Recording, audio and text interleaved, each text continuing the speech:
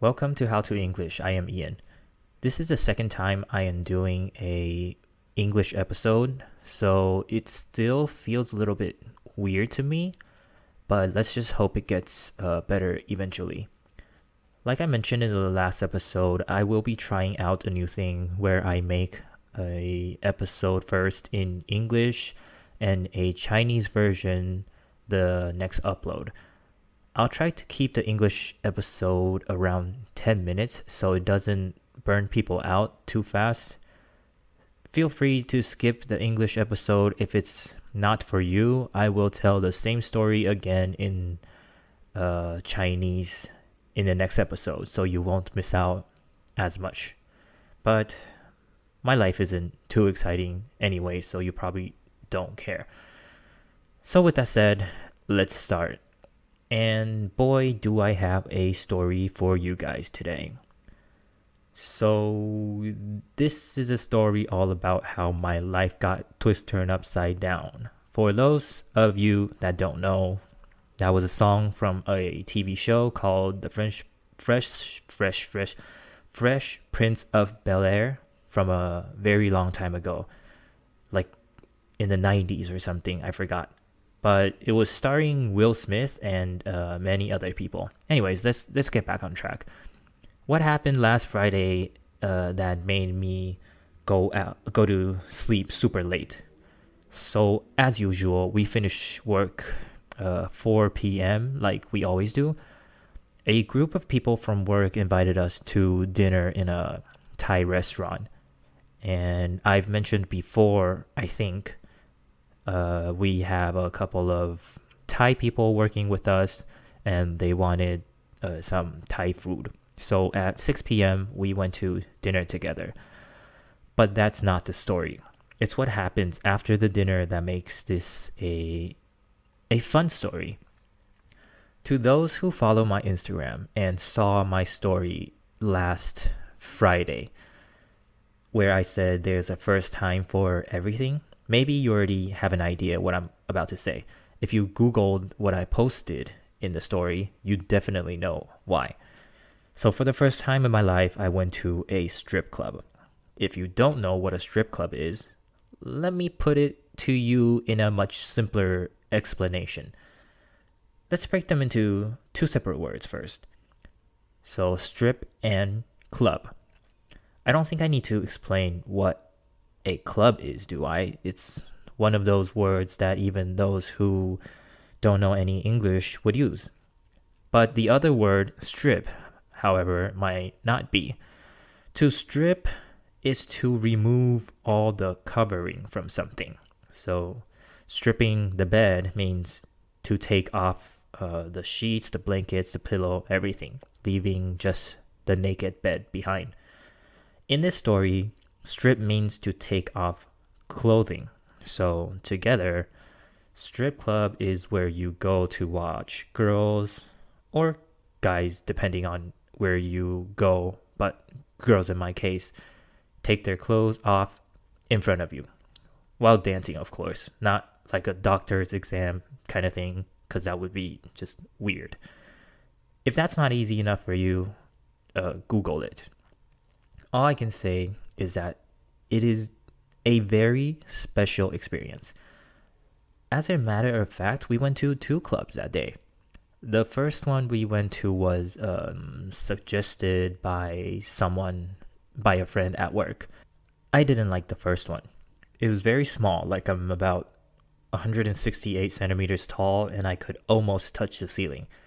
Makes you feel like you were in jail, kind of, not very relaxing. Also, we went as a big group of people, like 15 or something in total, I forgot. But we went in and there was no place for us to sit. So after about like 5 to 10 minutes being there, I asked if we could go somewhere else. Other people were a bit hesitant at first because we had to pay a $30 entrance fee to get in. And we'll have to pay again if we go to a different club. But like I said and mentioned many times before in the podcast, if something doesn't make me happy, I'm not doing it. So I would much rather spend another $30 to get into a different better club than to stay here where I don't feel comfortable just because I already paid $30 entrance fee. So after a bit of discussion, we left. The second one we went to was much better. There was a big stage in the middle where girls would take turns pole dancing and stripping, of course. There was enough seats for us to sit, even though we were sitting a bit split, but at least we didn't have to stand up the whole time. It just felt more relaxing. And in case you were wondering, the girls in the club were walking around with little to nothing on. No, they weren't walking around naked, because then that would defeat the whole point of a strip club. If they have nothing on, then they can't really strip anything away. You know what I mean? It would just be called a naked club instead of a strip club at that point. So, other than the $30 entrance fee to get in, you don't really have to pay anything else extra. In fact, after paying the entrance fee, they give you these fake dollar bills so you can tip the girls that are dancing. Don't ask me why fake money, because I don't know either. But from what I could tell, I don't think you are allowed to tip real money like you see on TVs and movies. Maybe it's for security or hygiene reasons, who knows? But if you run out of those fake money, you can go to the bar and give them real money to exchange to the fake money. Confusing, I know, but it is what it is. They sell alcohol in the club, of course, and I was told it is bad form if you don't buy at least one drink, so I did get a beer at the start. But other friends I went with just sat there the whole time with an empty table and nobody said anything. So it's actually not as expensive as you would think. Every once in a while, a girl would come up to you and ask if you want a dance from them, which means a lap dance. If you don't know what a lap dance is, it's pretty straightforward. As the name implies, she'll dance on your lap, naked, and that will cost you quite a bit. Someone from the group got one, and it was like $50 for 7 minutes of dancing. And if you end up buying a dance, they'll take you to a separate private room and dance only for you. And of course, yes, they do get naked. Or at least I was told by the person that bought the dance. I didn't get a dance myself. Why? I don't know. I just wasn't very interested. Or maybe because my girlfriend was there with me. Just kidding. My girlfriend was the reason we went in the first place. So my lazy ass wanted to stay home and play games, but she was more interested than I am and wanted to see what it's like in a strip club. So she was staring at the dancers during the whole 3 hours we were there. Like, I would try to talk to her and she would get mad at me because she wanted to watch more than she wanted to talk. I mean, to be honest, some girls were doing some pretty crazy shit. If you sat under the stage, like in the front, they would literally open their legs up in front of you and show you the V. Sometimes even motorboat you if you tip enough and get lucky. You guys know what it means to get motorboated? You want to take a guess? I can give you guys a hint. It has something to do with the sound a motorboat makes.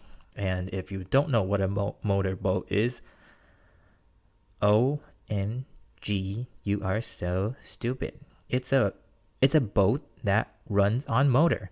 Motorboating here means when a person puts their face in between the breasts of a girl and she shakes her body left and right while you make a noise.